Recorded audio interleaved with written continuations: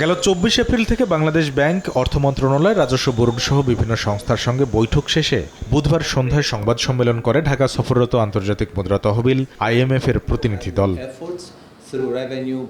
আর্থিক খাতের নানা সংস্কার আর হিসাব শেষে প্রতিনিধি দলের প্রধান জানান, IMF এর দেয়া $৪৭০ কোটি ঋণের তৃতীয় কিস্তির $১১৫ কোটি ২০ লাখ ছাড় পেতে কোনো বাধা নেই বাংলাদেশের সামনে। তবে চূড়ান্ত সিদ্ধান্ত নেবে IMF board. Will make available $1.15 billion to the Bangladesh authorities.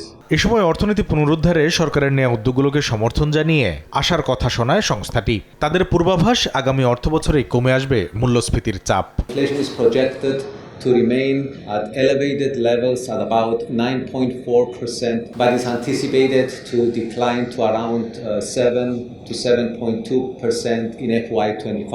চলমান নানা সংস্কার আর ব্যয় সংকোচন নীতির চাপে চলতি অর্থবছরে জিডিপি প্রবৃদ্ধি 5.4% হলেও সংস্থাটি মনে করছে আগামী অর্থবছর তা ঘুরে দাঁড়াবে 6.6%।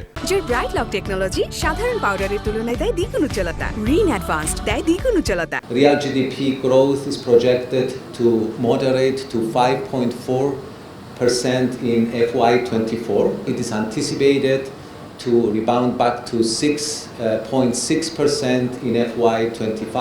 IMF মনে করে আলোচিত নীতি কৌশল বাস্তবায়ন হলে আগামী অর্থবছরে রাজস্ব আদায় বাড়বে জিডিপির 0.5%। 0.5% of GDP. কামরুল হাসান সবুজ, সময় সংবাদ, ঢাকা।